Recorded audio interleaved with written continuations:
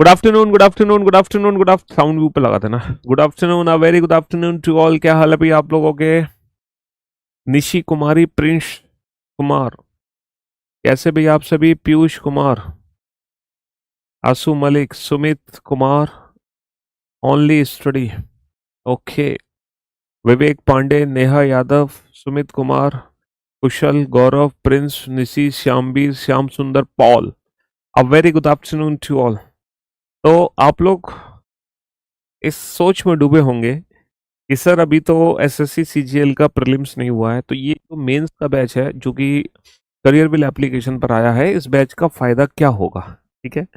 और ये जो बैच है ये किन बच्चों के लिए है, इस बैच को हमें ज्वाइन करना चाहिए या नहीं करना चाहिए, आज हम ये सारी बातें करेंगे कि बेसिकली हम ये बैच लेकर क्यों आए हैं और इस बैच का बेनिफिट क्या होने वाला है और ये बैच किन बच्चों के लिए होने वाला है। ये तमाम बातें हैं जिनका डिस्कशन आज होगा इस सेशन के अंदर, और आज मैं आपको पढ़ाऊंगा भी। ऐसा नहीं कि सिर्फ इंट्रोडक्शन होगा बात खत्म, नहीं। आज की जो क्लास है, क्योंकि ये मेंस की क्लास है, तो आज पहले दिन से ही हम पढ़ाई शुरू कर देंगे इस बैच के अंदर। तो सबसे पहले तो मैं आपको बेसिक से लेके चलता हूँ। तो अगर मैं बात करूं इस बैच की, ultra selection SSC CGL mains 2026, जी हाँ, जो बच्चे इस साल एसएससी का फॉर्म फिल करने वाले हैं और जिनको लगता है कि उनकी तैयारी हो चुकी है या तैयारी हो जाएगी प्रीलिम्स तक, ये बैच उन बच्चों के लिए है। जो बच्चे मेंस अपीयर होना चाहते हैं, जो बच्चे मेंस का एग्जाम देना चाहते हैं इस साल, ये बैच हर उस बच्चे के लिए है, ठीक है।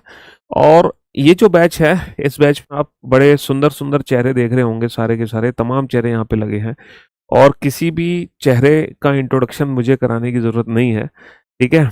मेरे से भी बहुत पॉपुलर चेहरे यहाँ पे लगे हुए हैं, ठीक है, सारे के सारे।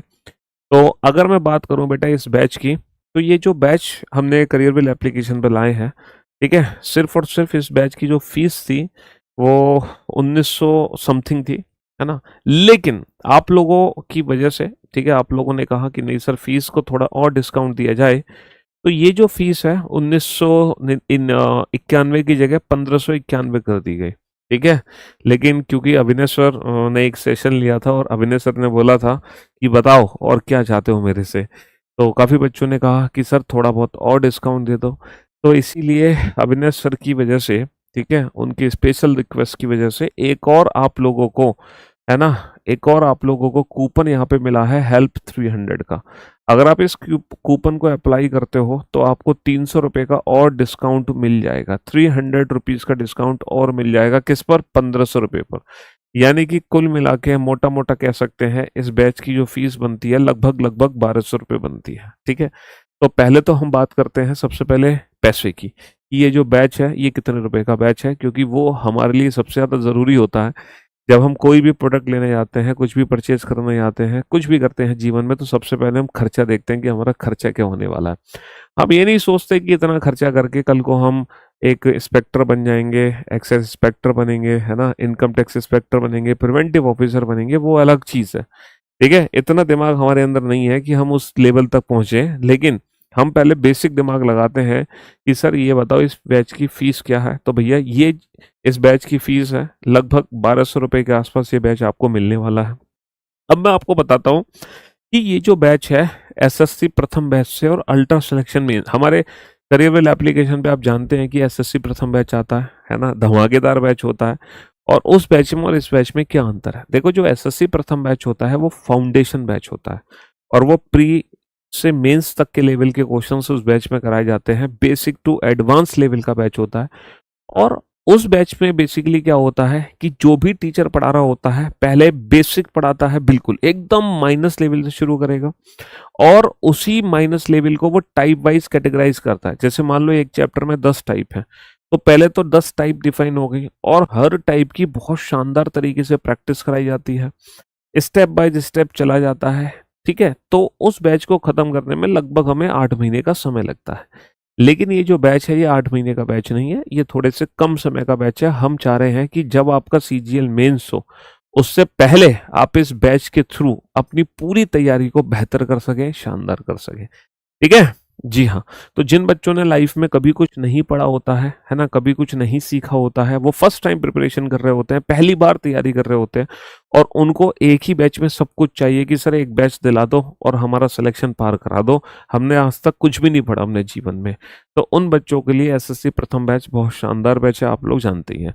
अब ये जो बैच है अल्ट्रा सिलेक्शन मेंस बैच, ये उन बच्चों के लिए है जो सोच रहे हैं कि हाँ, हमारी तैयारी पहले से हो चुकी है या हमारी तैयारी हो जाएगी प्रीलिम्स एग्जाम तक। तो उनको ये बताने के लिए क्या उनकी तैयारी हो चुकी है, क्या वो मेंस देने के लिए तैयार हैं, क्या उनका सिलेक्शन होगा मेंस में, ये बैच उन बच्चों के लिए लाया गया है। तो कह सकते हैं इस बैच में हम मॉडरेट टू, है ना, एडवांस लेवल चीज़ों को लेकर चलेंगे और उस सारे क्वेश्चंस को अभी तो मैं बताऊंगा कि आपको यकीन भी होगा कि किस तरीके से हम पूरे एसएससी सीजीएल का पोस्टमार्टम करने वाले हैं। आप लोगों को सबसे पहले तो मैं एक चीज़ ज़रूर बताना चाहूँगा कि एडिक्विटी ने अभी तक एक ही पेपर कराया है एसएससी का, प्रीलिम्स और मेंस का पेपर। और जब एडिक्विटी पैटर्न पर बेस्ड क्वेश्चन एग्जाम में पूछे गए और जब फाइनल रिजल्ट आया तो आपको पता होगा जो हमसे पढ़ने वाले बच्चे थे, जिन्होंने फर्स्ट टाइम हमसे तैयारी करी थी और कहीं और से पढ़े भी नहीं थे बिल्कुल भी, वो बच्चे रीजनिंग में 90 आउट ऑफ 90 मार्क्स लेकर आए थे। मेंस में, प्रीलिम्स में 50 आउट ऑफ 50 मार्क्स, और एक नहीं, इस बार कई बच्चों ने लाइन लगा दी। तो मैं ये बात आपको इसलिए बता रहा हूँ कि जब टीसीएस पैटर्न था और जब हम पढ़ा रहे थे अपने बच्चों को, तो हम तब भी उस लेवल पर पढ़ा रहे थे और तब भी उस लेवल की तैयारी करा रहे हैं बच्चों को कि अगर एग्जाम पैटर्न चेंज भी हुआ है तो उन पर कोई फर्क नहीं पड़ेगा। और वो बच्चों ने साबित करके दिखाया जब एग्जाम में 90 आउट ऑफ 90 मार्क्स लेकर आए। तो कहने का मतलब है कि अपडेटेड कंटेंट ऑलरेडी था, उसमें कोई दो राय नहीं है। लेकिन इस बैच के अंदर हम पूरे एडिक्विटी पैटर्न का निचोड़ लेकर आए हैं। हर एक क्वेश्चन आपको कराने वाले हैं जो एडिक्विटी में पूछे गए हैं और जो बदलाव हो सकता है। सबसे पहले तो ये समझ लिए कि एडिक्विटी पैटर्न और टीसीएस पैटर्न में अंतर क्या है। सर बहुत ही बेसिक सा अंतर है। जो टीसीएस पैटर्न था ना, उसमें वन लाइनर क्वेश्चन ज्यादा पूछे जाते थे, है ना। लेकिन ये जो एडिक्विटी पैटर्न है ना, इसमें अब वन लाइनर क्वेश्चन की जगह ना लैंग्वेज बेस्ड क्वेश्चन पूछे जाएंगे। और उसके पूछने का एक बहुत मुख्य कारण ये है कि यहाँ पर अब टाइम सेपरेशन कर दिया है, सेक्शनल टाइमर लगा दिया। आप लोग जानते ही हैं कि रीजनिंग के लिए प्रीलिम्स में आपको 15 मिनट्स मिलेंगे, मेंस में आपको 30 मिनट्स मिलेंगे। अब आप खुद प्रैक्टिकली सोच के देखो, अगर रीजनिंग में 30 क्वेश्चन के लिए आपको 30 मिनट दे रहा है एग्जामिनर, तो क्वेश्चन हल्के तो नहीं होंगे। वो तो क्वेश्चन नहीं होंगे जो आप क्वेश्चन पढ़ते ही सॉल्व कर दो, है ना। तो अब क्वेश्चन में बदलाव आने वाला है, खासकर मेंस में। प्रीलिम्स में कोई बदलाव नहीं आएगा, प्रीलिम्स में जैसा था वैसे ही रहने वाला है। लेकिन मेंस में बदलाव ये आने वाला है कि अब आप लोगों को sitting arrangement, puzzle, decision making और हो सकता है मशीन इनपुट भी देखने को जरूर मिले। क्योंकि अब जो पैटर्न होगा वो लगभग लगभग बैंकिंग पैटर्न को फॉलो जरूर करेगा। रीजनिंग में मैं जरूर कह सकता हूँ, और वो इसलिए कह सकता हूँ क्योंकि टाइम ड्यूरेशन रीजनिंग में बहुत बढ़ गया। और इतना टाइम ड्यूरेशन अगर दिया है आप लोगों को तो क्वेश्चन लेंदी होने, तो इसीलिए अब हमें उस पैटर्न की प्रैक्टिस करनी पड़ेगी। इसीलिए अब हमें पेशेंस रखना पड़ेगा और क्वेश्चन को पढ़ना और समझना पड़ेगा। अभी तक हम क्वेश्चन पढ़ते नहीं थे, अभी तक हम कुछ भी नहीं समझते थे, सीधा क्वेश्चन देखा आंसर किया, क्वेश्चन देखा आंसर किया। लेकिन यहाँ पर अब जो आपकी प्रैक्टिस कराई जाएगी क्वेश्चंस की, वो थोड़ा सा हट के प्रैक्टिस कराई जाएगी। अब आपको उन क्वेश्चंस के लिए तैयार किया जाएगा कि अगर एग्जाम में बहुत बड़े बड़े क्वेश्चंस भी आते हैं, लेंदी क्वेश्चंस भी आते हैं, तो आप हर उस सिचुएशन के लिए तैयार हो। और ये मेरा एश्योरेंस है, जब आप इस बैच में रीजनिंग मुझसे पढ़ेंगे तो ये मैं एश्योरेंस लेता हूँ कि रीजनिंग में पूरा 90 आउट ऑफ 90 स्कोर 100% करोगे। क्योंकि देखो पिछली बार एडुकेटी के जो क्वेश्चंस आए थे ना मेंस में, वो थोड़े हल्के क्वेश्चंस थे, क्योंकि पहली बार जब भी एग्जाम में बदलाव होगा, एग्जाम का लेवल थोड़ा हल्का होगा। लेकिन अब वो एडुकेटी हल्का पेपर नहीं देने वाला। और पिछली बार तो हल्के पेपर इसलिए भी थे क्योंकि एडुकेटी और तमाम समस्याओं से जूझ रहा था। वहाँ पे कीबोर्ड काम नहीं कर रहे थे, कंप्यूटर सिस्टम काम नहीं कर रहे थे, लैब खराब थी, बहुत दूर बच्चे की लैब थी, एडमिट कार्ड डाउनलोड नहीं हो रहे थे, तमाम समस्याएं थी। इसीलिए पेपर का जो लेवल था वो बदला जरूर था, लेकिन क्वेश्चन हल्के थे। लेकिन इस बार क्या होगा कि क्वेश्चन भी चेंज होंगे और क्वेश्चन का लेवल भी चेंज होगा। इसीलिए अब हमें उसी पैटर्न को तैयार करना पड़ेगा और उसी तरीके से हमें प्रैक्टिस करनी पड़ेगी। ठीक है, तो भैया आज से मैं अपना रीजनिंग सेशन शुरू करने जा रहा हूँ और आपके लिए खुशखबरी ये है कि अभिनय सर की जो क्लासेस हैं वो भी आज से शुरू हो रही हैं, और करियरवेल एसएससी चैनल पर, हमारा एक यूट्यूब चैनल है बेटा करियरवेल का, करियरवेल एसएससी यूट्यूब चैनल पर, इस यूट्यूब चैनल पर अभिनय सर आज शाम को 6 बजे, है ना, आज शाम को 6 बजे इवेंट लेने वाले हैं। तो सारे बच्चे बेटा इस इवेंट को देखना, इस क्लास को ज्वाइन करना ना भूलें। ये पहली क्लास होगी सर की, ठीक है, प्रॉफिट एंड लॉस की क्लास होगी, और चैप्टर का नाम जरूर हो सकता है प्रॉफिट एंड लॉस, लेकिन जब अभिनय सर आपको पढ़ा रहे होंगे तो सिर्फ आपके जीवन में प्रॉफिट ही प्रॉफिट होना है, लॉस का कोई काम ही नहीं है। ठीक है, आज सर आपको सिखाएंगे कि कैसे जीवन में से लॉस निकाल के सिर्फ प्रॉफिट ही किया जाता है। तो ये क्लास आप देखना ना भूलें, शाम को 6 बजे, आज शाम को 6 बजे क्लास शुरू होगी। ठीक है, चलिए, तो मैं आपको ये बता रहा था कि ये तो हमारी मैथ्स की क्लास हो गई जो अभिनय सर स्टार्ट करेंगे।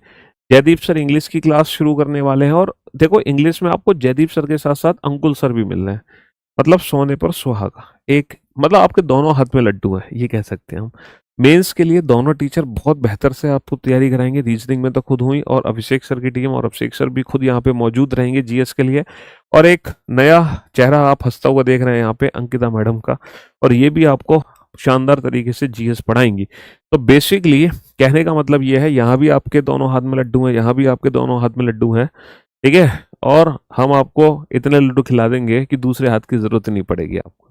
जी हाँ, तो इस बैच को अगर आप परचेज करते हैं, ज्वाइन करते हैं, ठीक है, और जो टीचर आपको पढ़ा रहा है अगर आप उसी स्ट्रेटजी को फॉलो करते हैं, तो मैं यकीन दिला सकता हूँ अलग से आपको कुछ भी हाथ पैर मारने की जरूरत नहीं है।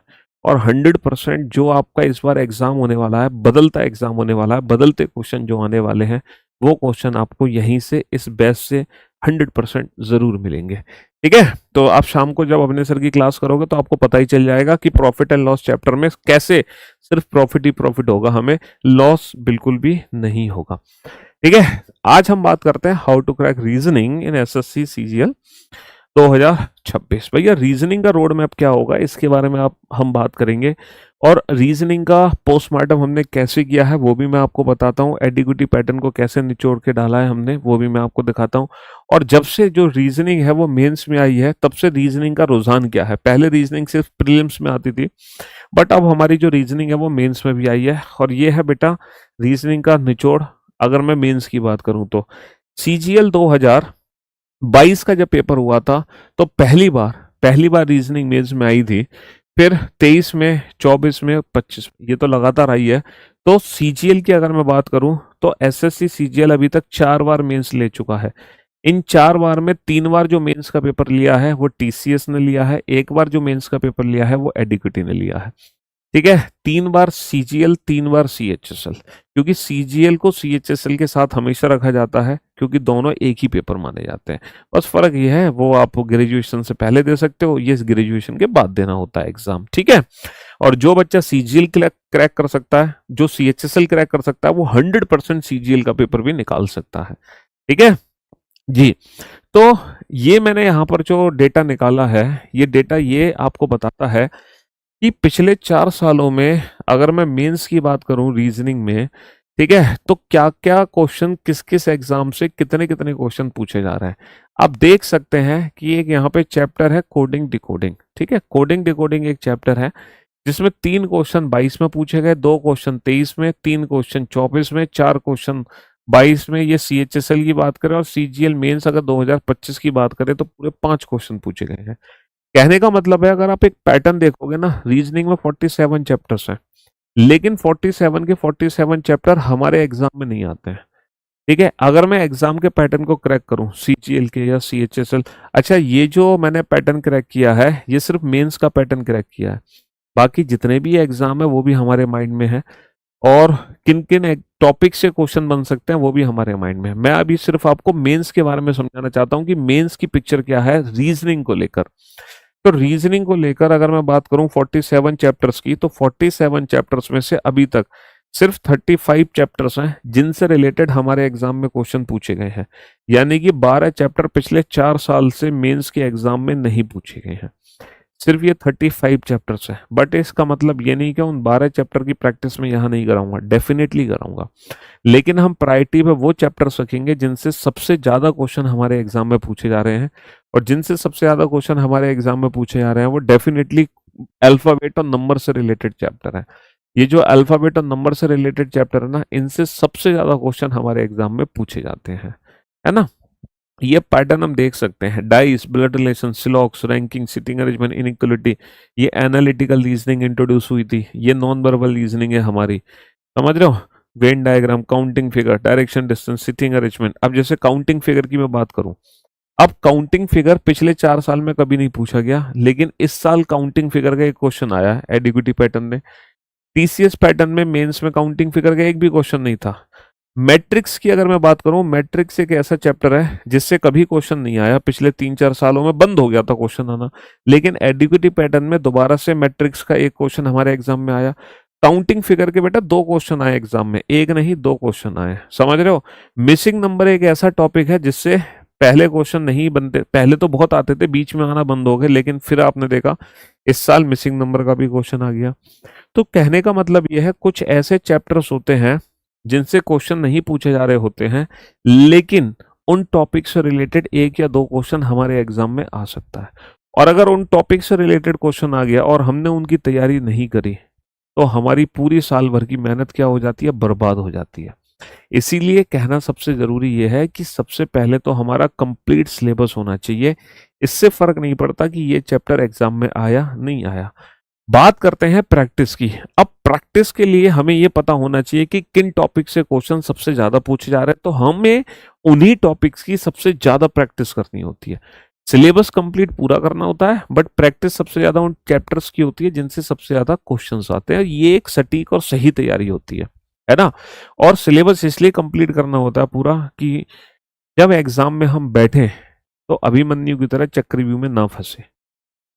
कहने का मतलब है, अगर मान लो कोई भी 2 नए क्वेश्चन आ गए, तो समझ रहे हो हमारी पूरी मेहनत ही बर्बाद हो जाती है और कॉन्फिडेंस खत्म। और खुदा न खास्ता ऐसा ना हो कि वो 2 क्वेश्चन पहले ही 2 क्वेश्चन हो, जैसे ही आपने पेपर देना शुरू किया पहले ही 2 क्वेश्चन वो आ गए जो आपने कभी नहीं पढ़े, है ना। एक बच्चे ने यहाँ पे नाम लिया क्यूब एंड क्यूबॉइड। आप देख सकते हैं क्यूब एंड क्यूबॉइड का क्वेश्चन अभी तक नहीं आया मेंस में, है ना, अभी तक नहीं आया है मेंस में। बट इट डजंट मीन कि आने वाले समय में क्यूब एंड क्यूबॉइड नहीं आ सकता। तो कहने का मतलब है, क्यूब एंड क्यूबॉइड चैप्टर हम पढ़ेंगे, उसका बेसिक कंसेप्ट समझेंगे, प्रैक्टिस उसकी कम करेंगे, है ना। और कुछ वो क्वेश्चन कराएंगे कि अगर ये टॉपिक एग्जाम में आ जाए तो क्वेश्चन हमसे छूट ना जाए, क्वेश्चन हम जरूर कर दें। और ओवरऑल अगर मैं बात करूं, मैंने रीजनिंग को मेंस के लिए जो तैयार किया है, टोटल कितनी क्लासेस में डिवाइड किया है, मैं आपको एक बार जरूर बताना चाहूंगा। जनरली जो हमारी क्लासेस लगती हैं फाउंडेशन बैच में, वो लगभग 125 क्लासेस लगती हैं रीजनिंग की, एसएससी प्रथम बैच में, आप जानते हैं। लेकिन वो उतनी सारी क्लासेस की हमें अल्ट्रा सिलेक्शन मेंस बैच में जरूरत नहीं है। अल्ट्रा सिलेक्शन मेंस बैच में उन 125 क्लासेस को मैंने कन्वर्ट किया हुआ है यहाँ पे 65 क्लासेस में। तो यहाँ पर जो आपकी क्लासेस लगेंगी रीजनिंग की, वो 65 क्लासेस लगेंगी। इसका मतलब ये है कि ये मान के मैं चलता हूं कि जून, जुलाई, अगस्त, अगस्त के लास्ट में या सितंबर के फर्स्ट वीक में आपकी रीजनिंग कंप्लीट हो जाएगी पूरे तरीके से। यानी कि जब आप मेंस देने के लिए तैयार होंगे, या फिर जब आप शायद प्रीलिम्स दोगे, तो उससे पहले हम अपना सिलेबस कंप्लीट कर चुके होंगे। ठीक है, जी हाँ, पूरा सिलेबस अपना कंप्लीट कर चुके होंगे। 10 क्लासेस होने वाली हैं हमारी 1 से लेकर 10 तक, जो सिर्फ और सिर्फ किस पर बेस्ड होंगी, जो सिर्फ और सिर्फ अल्फाबेट पर बेस्ड होंगी। और अगर मैं अल्फाबेट की बात करूं तो हमारे एग्जाम में 7-8 क्वेश्चन आते हैं जो कि सिर्फ और सिर्फ अल्फाबेट से रिलेटेड होते हैं। और कमाल की बात यह है, 10 क्लासेस में लूंगा नंबर से रिलेटेड।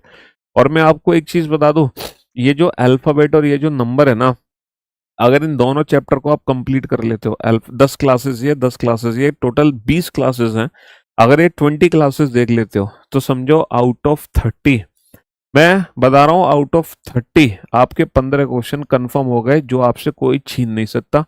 मिनिमम 15 क्वेश्चन आने ही आने हैं related to alphabet and related to number, ये गारंटी है। देखो, रीजनिंग एक ऐसा सब्जेक्ट है जिसमें मैं लिख कर दे सकता हूं कि आपके एग्जाम में क्या आएगा। बाकी सब्जेक्ट में हम कह सकते हैं कि चलो यहां से आ जाए, वहां से आ जाए, यहां से आ जाए, बट मैं रीजनिंग का एश्योरेंस आपको दे सकता हूं डेफिनेटली कि जो मैं पढ़ाऊंगा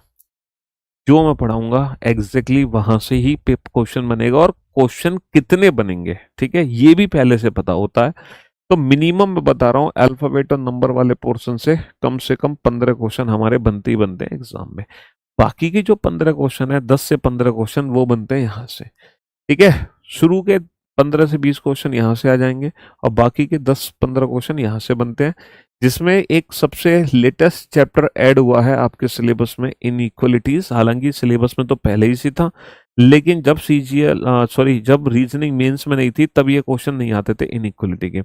लेकिन जब से रीजनिंग को मेंस में डाला गया तब से इनइक्वालिटी चैप्टर के क्वेश्चन हर बार आते हैं, हर बार।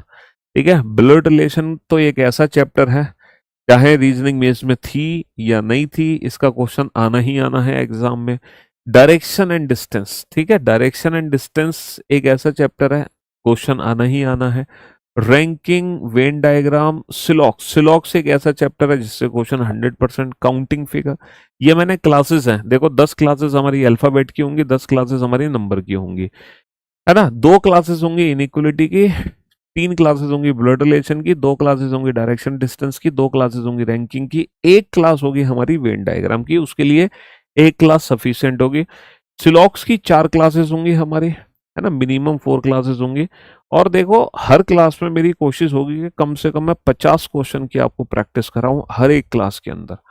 तो कोई भी जब हम चैप्टर पढ़ेंगे ना, और जितने क्वेश्चंस की मैं प्रैक्टिस कराऊंगा, ठीक है, मैं उस प्रैक्टिस कंबाइंड प्रैक्टिस सेशन होगी हमारी, ऐसा नहीं कि टाइप वाइज होगी। यहाँ पर टाइप वाइज नहीं होगी अल्ट्रा सिलेक्शन मेंस बैच में, वो इसलिए नहीं होगी टाइप वाइज क्योंकि यहाँ आप मेंस के लिए तैयार हो रहे हो, तो यहाँ सारे कॉन्सेप्ट और बेसिक्स बता के चैप्टर के सीधा मिक्स प्रैक्टिस पर हम आएंगे, ताकि आपका जो माइंड है वो हर सिचुएशन के लिए तैयार रहे। अगर हम टाइप वाइज प्रैक्टिस करते हैं तो वो एक लर्निंग प्रोसेस होता है, वहां पर हमारा दिमाग पहले से फिक्स होगा कि अच्छा इस टाइप के क्वेश्चन है यही ट्रिक लगनी है, इस टाइप के क्वेश्चन यही ट्रिक लगनी है।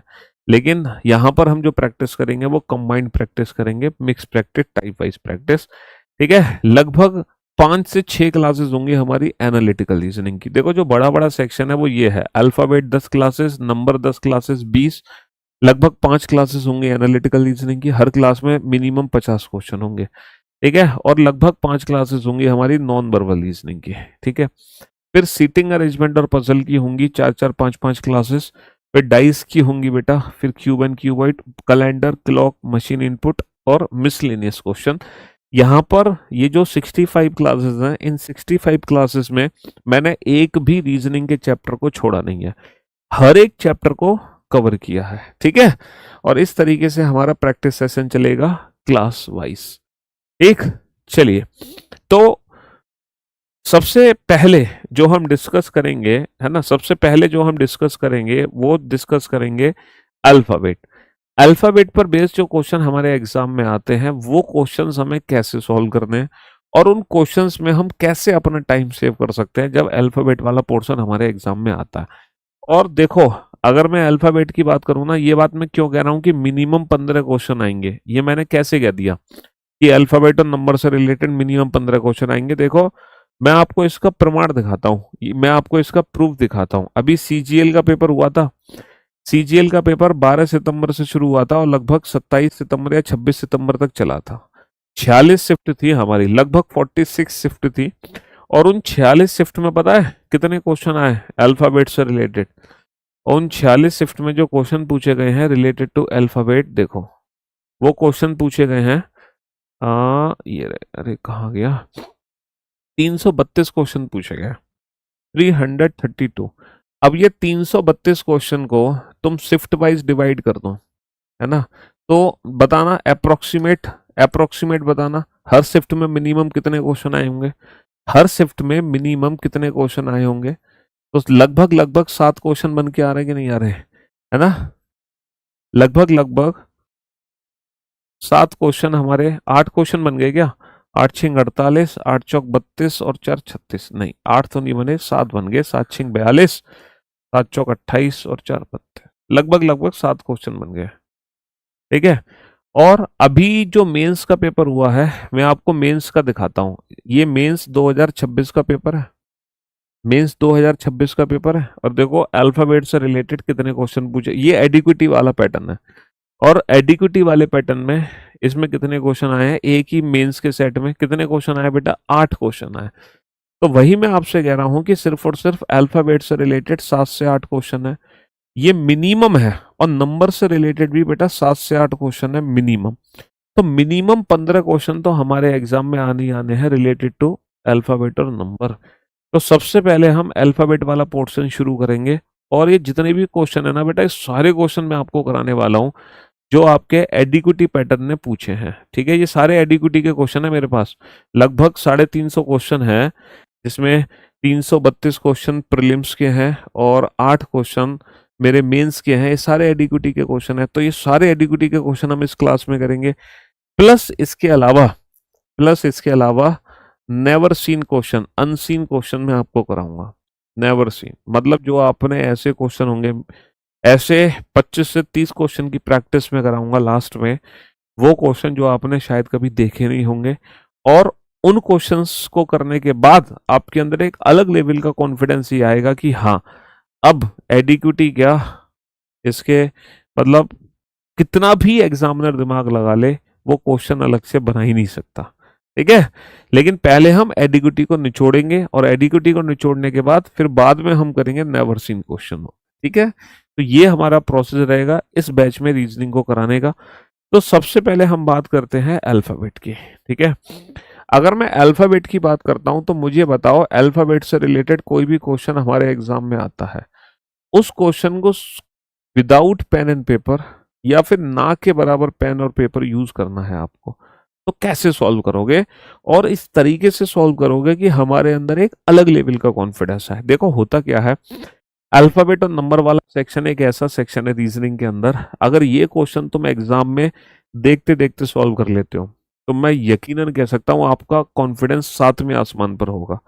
लेकिन अगर यही क्वेश्चन आप एग्जाम में सॉल्व नहीं कर पा रहे हो या इन क्वेश्चंस में फंस रहे हो, तो आपका कॉन्फिडेंस, मोरल सब डाउन हो जाएगा, और इसका इम्पैक्ट पड़ेगा बाकी के सेक्शंस पर। जब आप इंग्लिश सॉल्व करोगे, जब आप जीएस पढ़ोगे, तो उस पर बहुत इम्पैक्ट डालेगा ये रीजनिंग। और रीजनिंग में भी सबसे ज्यादा मेन रोल है अल्फाबेट और नंबर। जितने भी लॉजिकल क्वेश्चंस है ना, ये देखते ही सॉल्व होने बहुत जरूरी है। अगर ये देखते ही सॉल्व नहीं कर पा रहे हो आप एग्जाम में, तो आपका एग्जाम 100% बेकार ही होगा।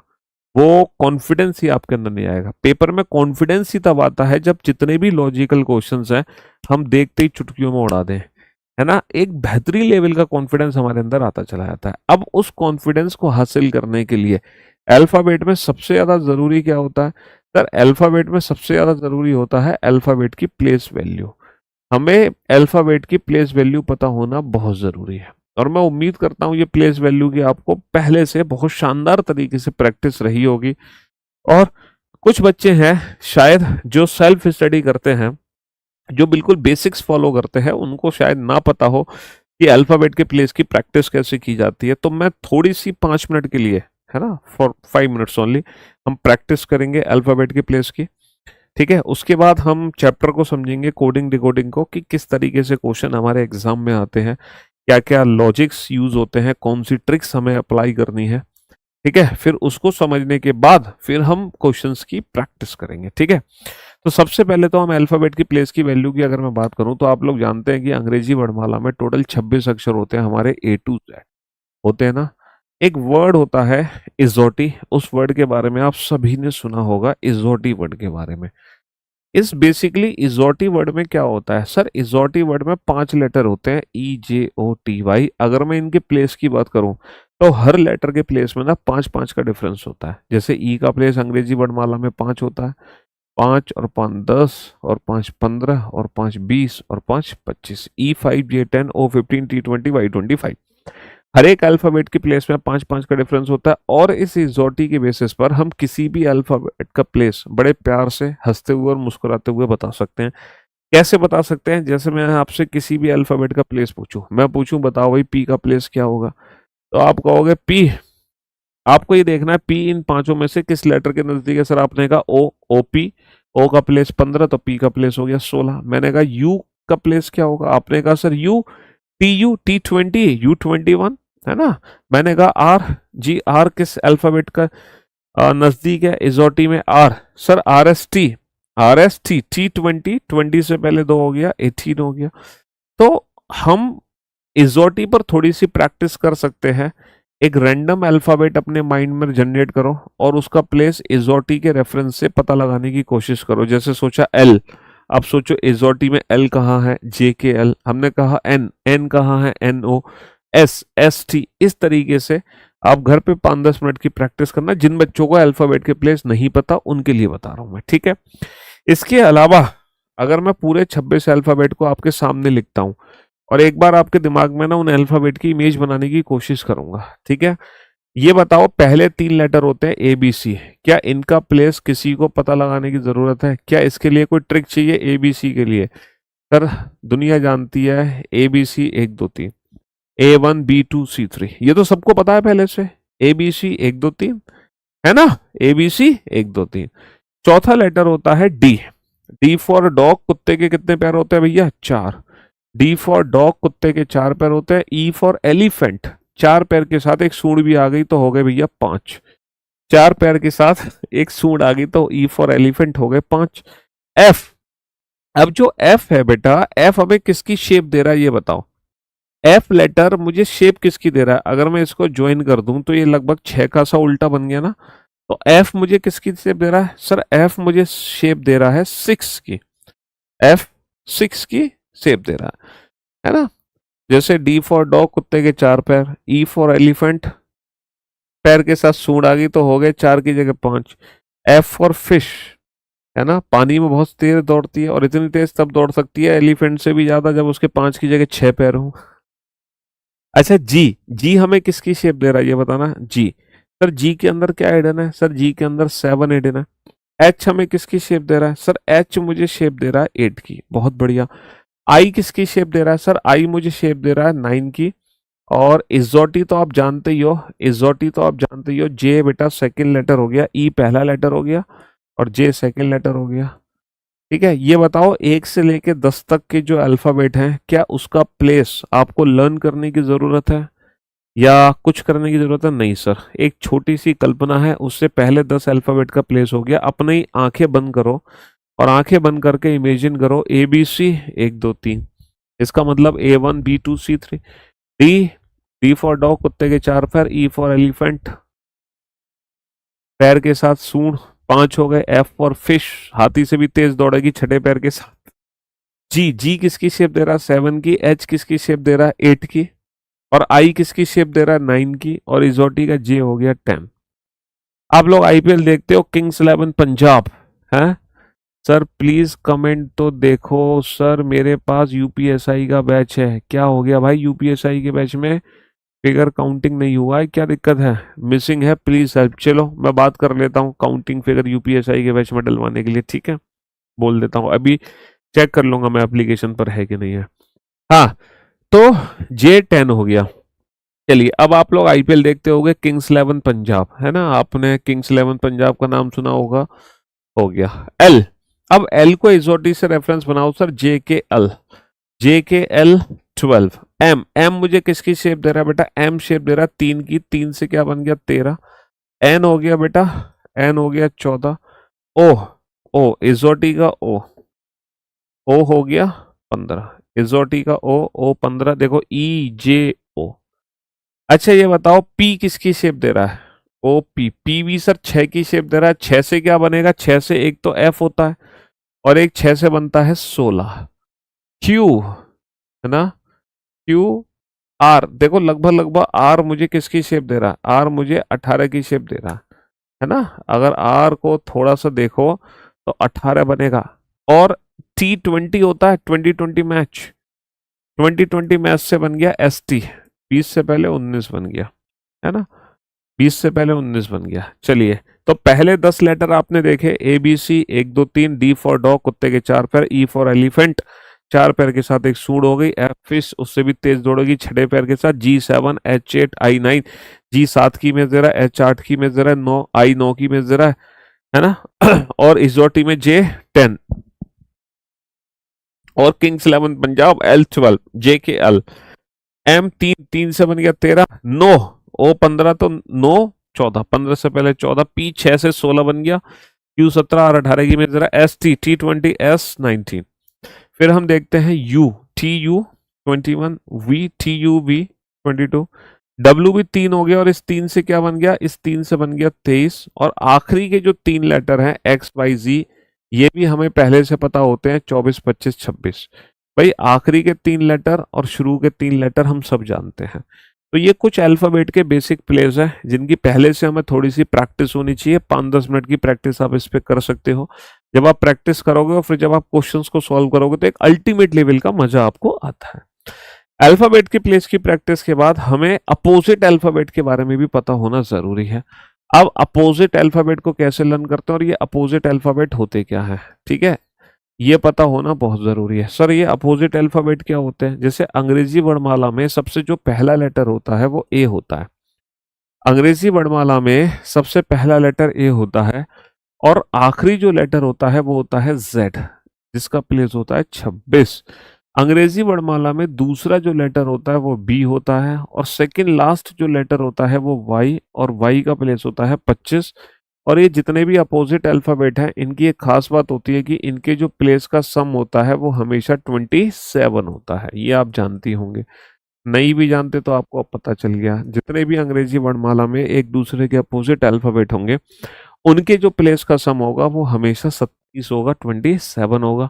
अब ये जो अपोजिट अल्फाबेट है ना, ये बिना 27 में से घटाए आपको पहले से पता होना चाहिए। जैसे मैं कहूँ आई का उल्टा लेटर क्या है, तो ये नहीं करना आपको कि सर आई का प्लेस होता है 9, फिर 27 में से 9 माइनस करो यानी कि 18। और अंग्रेजी वर्णमाला का 18वां अक्षर क्या होता है, आर। अगर आप इस प्रोसेस को फॉलो करते हो तो this is called basic approach. ये तो बिल्कुल बेसिक अप्रोच है और बेसिक अप्रोच का हमारे एग्जाम में कोई काम नहीं है। तो इसीलिए ये जितने भी अपोजिट अल्फाबेट हैं ये हमें पहले से लर्न होने चाहिए। अब अपोजिट अल्फाबेट को कैसे लर्न करें, इसके लिए एक सीक्वेंस में लिखूंगा और वही सीक्वेंस आप एज इट इज लिख देना। वही सीक्वेंस आप एज इट इज लिख देना, उसके बाद आप इन अपोजिट अल्फाबेट को अपनी लाइफ में कभी नहीं भूलोगे। कैसे नहीं भूलोगे, ये लिखो बेटा, ए जेड बी वाई ब्रैकेट में लिखो बाय, है ना, सी एक्स ब्रैकेट में लिखो 6। जैसे मैं लिख रहा हूं एज इट इज लिखते जाओ बिना कुछ सोचे समझे, दिमाग नहीं लगाना और ना ही आपको याद करना है। चिंता मत करो, मैं अपनी क्लास में कुछ भी चीज याद करने के लिए नहीं देता, ठीक है। ई बी ब्रैकेट में लिखो इवनिंग, एफ यू ब्रैकेट में लिखो 4, ठीक है। जी टी ब्रैकेट में लिखो जी T road, H S bracket में लिखो हाई स्कूल, ठीक है। आई आर ब्रैकेट में लिखो Indian railway. As it is लिखते जाओ बिना कुछ सोचे समझे, कुछ नहीं करना आपको, जैसे जैसे मैं लिख रहा हूँ वैसे वैसे लिखते जाओ। जे क्यू ब्रैकेट में लिखो जंगल क्वीन, के पी ब्रैकेट में लिखो कानपुर, एल ओ ब्रैकेट में लिखो लव, और एम एन ब्रैकेट में लिखो मैन, ठीक है। एज इट इज लिखते जाओ। अब आपको करना क्या है, देखो याद व्याद कुछ नहीं करना है आपको, सिर्फ इसको ना, इसको ईमानदारी से ऑनेस्टी के साथ जोर जोर से बोल बोल कर पढ़ लो। इतनी बार पढ़ लो, सिर्फ 5 बार पढ़ लो, लेकिन जोर जोर से बोलकर। अगर आप लाइब्रेरी में बैठे हैं तो आप बेटा मन में पढ़ना, लाइब्रेरी के अलावा कहीं है तो जोर जोर से बोल के पढ़ो। पढ़ना कैसे है मैं आपको पढ़ के दिखाता हूँ। A Z B by C 6 D due E evening F 4 G G T road H high school I Indian railway J jungle queen K Kanpur L love M man. जैसे मैंने पढ़ा है एज इट इज इसको पढ़ लो। कितनी बार पढ़ लो, 5 बार पढ़ लो बोल बोल कर। A Z B by C 6 D due E evening F 4 G G T road H high school I Indian railway J jungle queen K Kanpur L love M man. सिर्फ 5 बार पढ़ लो बेटा, सिर्फ 5 बार पढ़ लो। मैं यकीन दिलाता हूं आपको, आपको मैं कुछ भी रटने के लिए नहीं बोलूंगा, ना कुछ याद करने के लिए बोलूंगा, सिर्फ मैं आपको 5 बार पढ़ने के लिए बोला हूं। फाउंडेशन बैच से सिलेक्शन क्यों नहीं होगा यार? फाउंडेशन बैच तो बिल्कुल बेसिक बैच है, उससे सिलेक्शन क्यों नहीं होगा? वो तो प्रथम बैच है। लेकिन उसके लिए 1 साल चाहिए, फाउंडेशन बैच के लिए तुम्हें। ये 1 साल वाला बैच नहीं है, है ना। बस फर्क सिर्फ इतना है, क्योंकि अब हमारे एग्जाम हमारे नजदीक है, हमारे सामने है। तो 65 क्लासेस में यहाँ पे रीजनिंग खत्म होंगी। फाउंडेशन बैच में 125 क्लासेस में रीजनिंग खत्म होती है, थोड़ा अंतर है ना। जी चलिए, तो मेरे दोस्तों, मेरे भाइयों, मैं उम्मीद करता हूँ 5 बार आप लोगों ने इसको पढ़ा होगा। अच्छा एक काम करो, एक बार मेरे साथ भी जोर जोर से बोल कर पढ़ो। बोलो ए। शर्मा नहीं बेटा, शर्माने की क्या बात है। और आपको क्या लग रहा है मेरे को आवाज नहीं आ रही तुम्हारी? बेटा टेक्नोलॉजी बहुत एडवांस है, तुम्हारे सबके फोन के जो स्पीकर है ना वो ऑन है, और हमारी एप्लीकेशन भी बहुत एडवांस है, तुम्हारे स्पीकर से सुन लेती है सब तुम क्या कह रहे हो। जल्दी से बोलो। हमारे कमेंट्स जो चलते हैं ना वो ऑडियो फॉर्म में भी चलते हैं कमेंट्स। जो आप बोल रहे हो वो हमें सब सुनाई दे रहा है। चलो A Z, B by, C six, D due, E evening, F four, G G T road, H high school, I Indian railway, J jungle queen, K Kanpur, L love, M man. फिर से एक बार मेरे साथ बोलो। A Z, B Y, C six, D due, E evening, F four, G G T road, H high school, I Indian railway, J jungle queen, K Kanpur, L love, M N. अब देखो ये जो हमने पढ़ा है इसका फायदा क्या है? इसका फायदा ये है, अब कोई भी लेटर मैं बोर्ड पे लिखूंगा ना, उसका जो अपोजिट लेटर होगा वो खुद ही तुम्हारे दिमाग में आ जाएगा, बशर्ते आप उस वर्ड को बोलने से बचना। कानपुर, कानपुर मत कहना। ये बताओ, के पी, बहुत बढ़िया, L O, M N, H S. अब बेटा जो इमेज तुम्हारे दिमाग में बनी है ना उसको रिवर्स करो, रिवर्स। ऐसा नहीं है कि तुम बताओगे सिर्फ एल ओ, अरे एग्जाम में ओ भी आ सकता है, ओ एल, जैसे M N, N M, E V, V E, S H, S H, H S, G T, T G, P K P, R I, I R. तो ये जितने भी अपोजिट अल्फाबेट है ना, ठीक है, ये आप अपनी लाइफ में कभी भूल नहीं पाओगे। बस आप एक काम करना, अगले 5-6 दिनों तक हर रात सोने से पहले इनका रिवीजन जरूर कर लेना, अगले 5 दिनों तक। और रिवीजन करने में कितना सेकंड का समय लगेगा? रिवीजन करने में सिर्फ 10 सेकंड का समय लगेगा आपको। A Z, B Y, C six, D due, E evening, F four, G G T road, H high school, I Indian railway, J jungle queen, K Kanpur, L love, M N, खत्म। इतना समय लगेगा, इससे ज्यादा लगेगा नहीं समय, है ना। जी हाँ। तो सबसे पहले हमने क्या किया बेटा? सबसे पहले हमने अल्फाबेट के प्लेस की प्रैक्टिस की। फिर उसके बाद मैंने आपको बताया कि अंग्रेजी वर्णमाला में अपोजिट अल्फाबेट कैसे निकालते हैं। अब एक और कंसेप्ट हम सीखेंगे इसमें, जो कि कोडिंग डिकोडिंग चैप्टर में हमारे लिए बहुत इंपॉर्टेंट है, प्लस और माइनस करना, कि किसी भी अल्फाबेट में प्लस और माइनस कैसे किया जाता है। इसमें बहुत सारे बच्चे कंफ्यूज रहते हैं, और जो नया पैटर्न है वो नया पैटर्न प्लस माइनस करने पे आपको कंफ्यूज कर देगा। आपको लग रहा होगा ये तो बहुत आसान है प्लस माइनस करना। देखो मैं बताता हूँ आसान क्यों नहीं है। एग्जाम में आजकल दिक्कत क्या आ रही है? दिक्कत ये आ रही है, letter J is coded as O, then what is the code for letter T? अब जैसे कि ये क्वेश्चन है, तो ये क्वेश्चन तुम्हारे लिए बहुत आसान है। अब यही क्वेश्चन कुछ ऐसे हो, J is coded as O, then what is the code for W, तो थोड़ा सा मुश्किल हो जाएगा। यही क्वेश्चन ऐसे हो, J is coded as O, then what is the code for V, तो थोड़ा सा मुश्किल हो जाएगा। ठीक है, हाँ जी। ऐसे ही अब मैं आपको सिखा रहा हूं कि अंग्रेजी वर्णमाला में प्लस माइनस कैसे करते हैं, क्योंकि अगर आप प्लस माइनस करना नहीं जानते तो कोडिंग डिकोडिंग में क्वेश्चन ही सॉल्व नहीं होंगे, और सारे क्वेश्चन सॉल्व होने में बहुत ज्यादा समय आपका ले जाएंगे। इसलिए माइनस प्लस करना आना बहुत ही ज्यादा जरूरी है। E is coded as O, then what is the code O, then what is the code for X? ठीक है, ये माइनस प्लस करना बहुत जरूरी है। J is coded as R, then what is the code for U? ठीक है जी, जैसे कि ये है।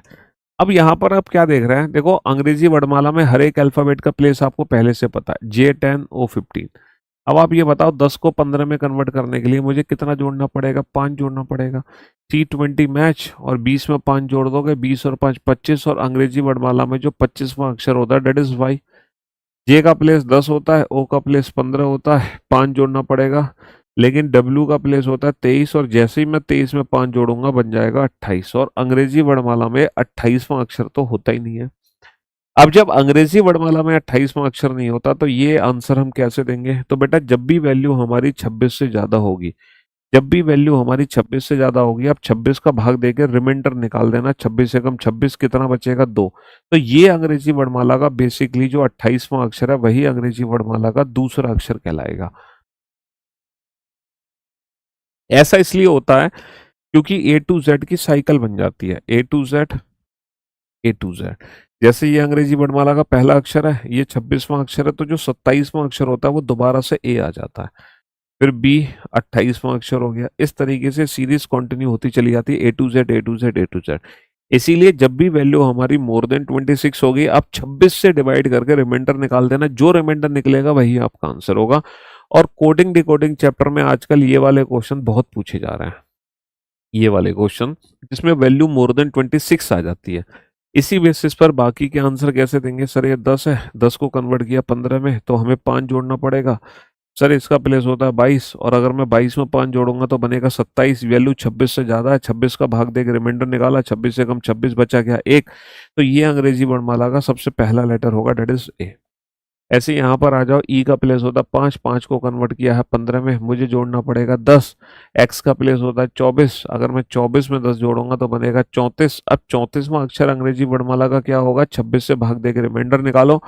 26 से कम 26 कितना बचेगा भाई? 8 बचेगा, और अंग्रेजी वर्णमाला का 8वां अक्षर हो जाएगा, डेट इज एच। अंग्रेजी वर्णमाला का 8वां अक्षर हो जाएगा, डेट इज एच, है ना। जैसे ये जे आ गया, जे का प्लेस 10 है, ये है 18, 10 में 8 जोड़ेंगे तो बनेगा 18। यू होता है 21, अगर मैं 21 में 8 जोड़ दूंगा तो बनेगा 29। वैल्यू हमारी 26 से ज्यादा आ गई। अब 26 से ज्यादा आ गई तो कैसे सॉल्व करोगे? सर 26 का रिमाइंडर निकाल दो, 26 से कम 26, बचेगा 3। तो ये अंग्रेजी वर्णमाला का तीसरा लेटर होगा, डेट इज सी। ये अंग्रेजी वर्णमाला का तीसरा लेटर होगा, डेट इज सी। तो जब भी वैल्यू 26 से ज्यादा आएगी, आप 26 का रिमाइंडर निकाल दो, बात खत्म। और कोडिंग डिकोडिंग चैप्टर में आजकल ये वाला कंसेप्ट बहुत यूज होता है। जब हम लेटर में कोई वैल्यू ऐड करते हैं तो वो वैल्यू मोर देन 26 हो जाती है, वहां हम फंस जाते हैं, अरे यार अब क्या करें? तो 26 का रिमाइंडर निकालो, वही आंसर होगा हमारा। सिंपल, ज्यादा दिमाग लगाने की जरूरत नहीं है। अब हम बात करते हैं, सर ये तो हमने प्लस करना सीखा, लेकिन सर यही कंसेप्ट एग्जाम में यूज होता है माइनस में भी। सर माइनस में भी हमारे एग्जाम में कंसेप्ट यूज होता है। ये 5 क्वेश्चन तो हमने प्लस के किए, अब हम माइनस सीखेंगे। माइनस को कैसे सॉल्व करते हैं एग्जाम में? जैसे टी है, अगर मैं टी को कन्वर्ट करूं ओ में और पूछूं जे की कोडिंग क्या है, तो ये तो हमारे लिए बहुत आसान है। लेकिन अगर इसी को थोड़ा सा एडवांस वर्जन की फॉर्म में कन्वर्ट करें, जैसे टी को कन्वर्ट किया ओ में, तो बी की कोडिंग क्या होगी ये कैसे पता लगेगा? जैसे मैं आपसे कहूं कि भाई लेटर है वाई, वाई को कन्वर्ट किया है, वाई को कन्वर्ट किया है ओ में, वाई को कन्वर्ट किया ओ में, तो लेटर सी की कोडिंग क्या होगी, है ना। लेटर सी की कोडिंग क्या होगी? और टी को कन्वर्ट किया है एम में, टी को कन्वर्ट किया है एम में, तो लेटर जी की कोडिंग क्या होगी? और मेरे भाई क्यू को कन्वर्ट किया है एन में, तो सी की कोडिंग क्या होगी? टी की कोडिंग क्या होगी? चलिए, तो अब हम सीखते हैं माइनस करना। टी का प्लेस होता है 20, और 20 को अगर मैं 15 में कन्वर्ट करता हूं तो मुझे माइनस का 5 करना होगा ना। सर 10 होता है, 10 में 5 घटाओगे तो 5 आ जाएगा, और अंग्रेजी वर्णमाला का जो 5वां अक्षर हो जाएगा वो ई हो जाएगा। बात खत्म, सिंपल सा क्वेश्चन हो गया, खत्म। ज्यादा दिमाग लगाने की हमें जरूरत नहीं है, बहुत बढ़िया। लेकिन अगर मैं यहाँ बात करूं, टी का प्लेस होता है 20, और 20 को मैं कन्वर्ट करूंगा 15 में, सर यहाँ भी -5 करना होगा। ऐसे ही 2 है, अगर मैं 2 में -5 करता हूं तो आएगा वैल्यू मेरी -3। अब ये -3 कैसे सॉल्व करें हम? देखो मोर देन 26 तो हमने 26 का रिमाइंडर निकाल दिया। अच्छा आप ये बताओ, रिमाइंडर क्या चीज है? जब हम भाग देते हैं तो भाग देने का मतलब क्या होता है? घटाना ही तो होता है। जैसे मैं आपसे कहूं 100 में 2 का भाग दो, इसका मतलब क्या है? 100 में से 2 घटाते चले जाओ, घटाते चले जाओ, घटाते चले जाओ, घटाते चले जाओ। तो भाग देने का मतलब घटाना ही होता है। तो जब मैं 26 का भाग दे रहा हूं, इसका मतलब क्या कर रहा हूं? मैं 28 में से 26 को माइनस कर रहा हूं। माइनस ही तो कर रहा हूं, भाग दे के रिमाइंडर निकालने का मतलब है माइनस कर देना। ठीक है, तो अगर वैल्यू मेरी मोर देन 26 है तो मैं 26 से भाग दे के रिमाइंडर पता कर रहा हूं। ऐसे ही अगर मेरी वैल्यू नेगेटिव में है तो 26 की साइकिल है, तो मैं क्या करूंगा? इसमें से तो मैंने 26 घटा दिया, इसमें क्या करूंगा? इसमें मैं 26 जोड़ दूंगा। इसमें मैं क्या करूंगा, इसमें 26 जोड़ दूंगा। पहले मैंने 26 घटाया, अब मैं 26 जोड़ रहा हूं, बस इतना कंसेप्ट है। घटाने का मतलब रिमाइंडर निकालना ही होता है। 26 माइनस का 3 23, तो ये अंग्रेजी वर्णमाला का 23वां अक्षर हो जाएगा, डेट इज डब्ल्यू। इसको अगर मैं प्रैक्टिकली समझाने की कोशिश करूं सर इसका प्रैक्टिकली मीनिंग क्या होगा, तो जरा देखते हैं कि जो हमारी अंग्रेजी वर्णमाला होती है वो ABCD to XYZ होती है। ये अंग्रेजी वर्णमाला का पहला लेटर होता है, दूसरा लेटर होता है, 25वां अक्षर होता है, ये 26वां अक्षर होता है। अगर मैं मोर देन 26 की बात करता हूं तो मैं जाता हूं यहाँ 26 27 28 29। ये तो बात हो गई मेरी more than 26, ABC dot dot dot dot. और अगर मैं नेगेटिव की बात करता हूं तो जो नेगेटिव वैल्यू है ना वो 1 के लेफ्ट साइड में होगी, और 1 के लेफ्ट साइड में क्या होगा, 0, फिर -1, फिर -2, फिर -3, फिर dot dot dot dot dot, और ए के लेफ्ट में क्या होगा, Z Y X W।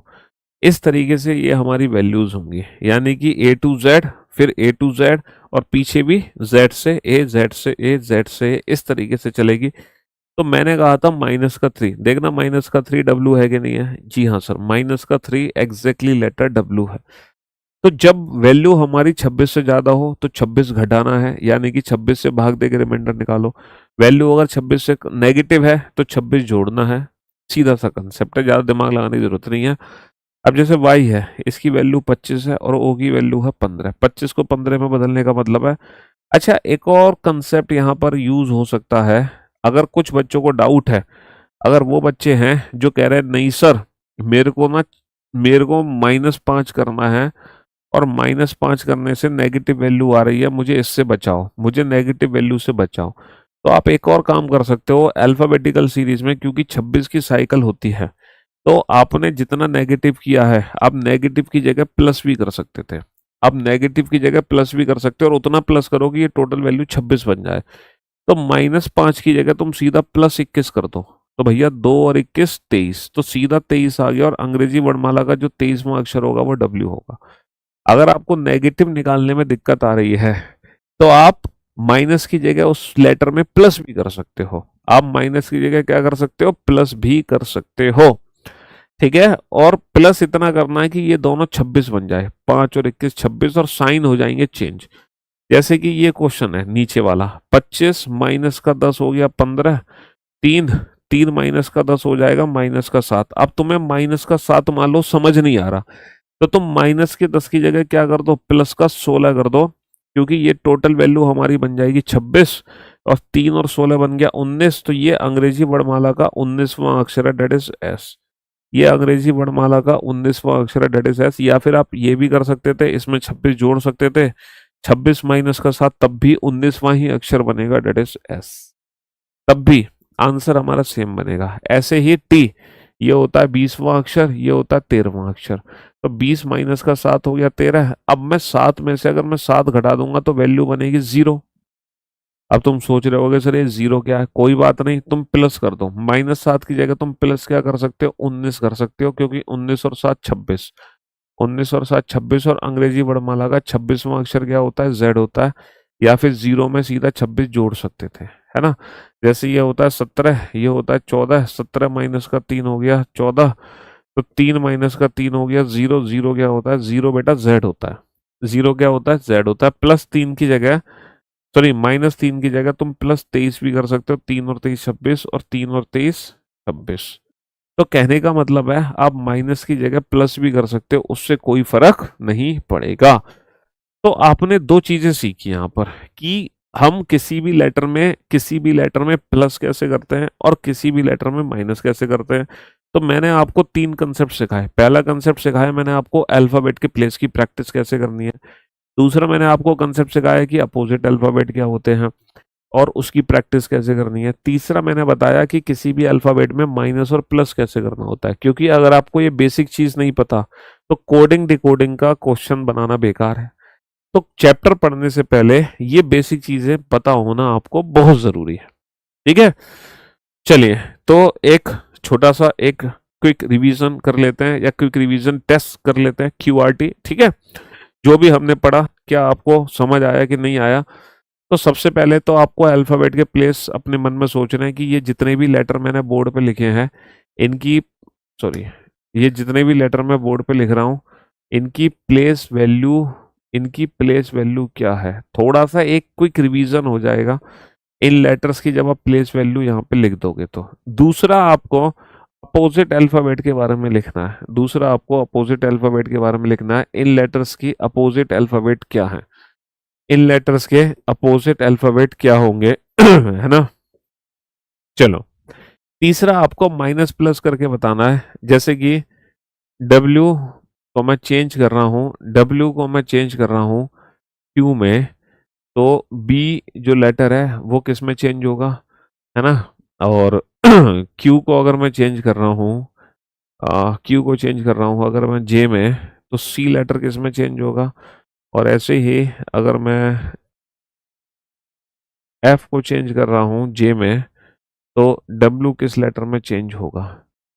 फटाफट से इन क्वेश्चंस के आंसर दो, तो ये आपका QRT हो जाएगा, क्विक रिवीजन टेस्ट। जो भी हमने पढ़ा, जो भी हमने समझा, उस हिसाब से हम आंसर देंगे। और क्या हम आंसर दे पा रहे हैं, फटाफट से इन क्वेश्चंस का आंसर दो, जल्दी से इन सारे क्वेश्चन का आंसर दो।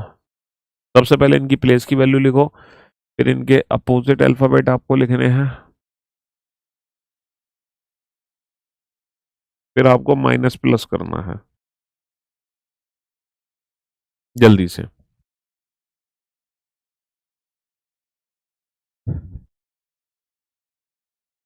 जी, तो मेरे दोस्तों, मेरे भाइयों, पी पी बेटा 6 6 से 16, जी 7 की इमेज दे रहा है आपको, एम 3 3 से बनेगा 13, डब्ल्यू 3 3 से बना 23, आर 18 की इमेज देता है ना, किंग्स 11 पंजाब, और क्यू ओ पी क्यू 17। बहुत बढ़िया।